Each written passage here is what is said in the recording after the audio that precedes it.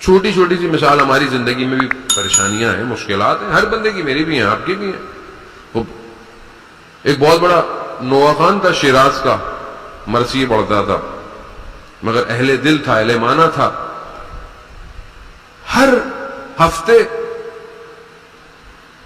امام رضا کی زیارت پہ آتا تھا، کچھ گھنٹے کے لیے چلا جاتا تھا، اور ہمیشہ کچھ نہ کچھ تحفہ لے کے آتا تھا، کبھی کوئی سونے کی چیز، کبھی کوئی قالین کا ٹکڑا، جو اس کے اس میں ہوتا تھا اچھی چیز مولا کو ہدیہ کرتا تھا۔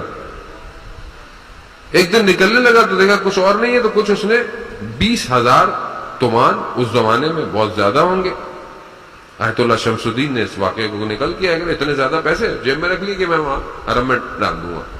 گئے، زیارت کرتے رہے، زیارت کرتے کرتے ایک دم غیر احترام میں پیٹ پیچھے کر کے باہر آنا چاہیے، کمر نہیں جانی چاہیے حرم کی طرف، پیچھے کرتے کرتے ایک دم مسجد گوہر شاد کی طرف باہر نکلنے لگے، تو ایک دم ایک خاتون سے ٹکرائے اور وہ خاتون گر گئی۔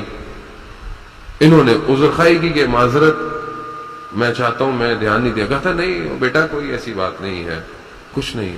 تو ان کے ذہن میں آیا کہ میری وجہ سے ان کو کوئی تکلیف ہو گئی ہے، تو میں وہ جو پیسے امام کو دینے لایا تھا میں ان کو دے دیتا ہوں۔ تو میں نے کہا کہ ماں جی اگر آپ برا نہ مانے تو میں امام کی طرف سے یہ 20,000 تومان آپ کو دے دوں۔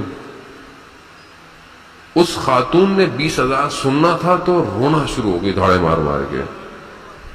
تو اس نے کہا مجھ سے غلطی ہو گئی، جسارت ہو گئی۔ کہہ رہے نہیں، کہا میرے فرزند کی شادی ہے اور میرے پاس 20,000 تومان ہی کم تھے اور میں وہی مولا سے لینے آئی تھی۔ اللہ اللہ، یعنی اتنا فوکسڈ امام۔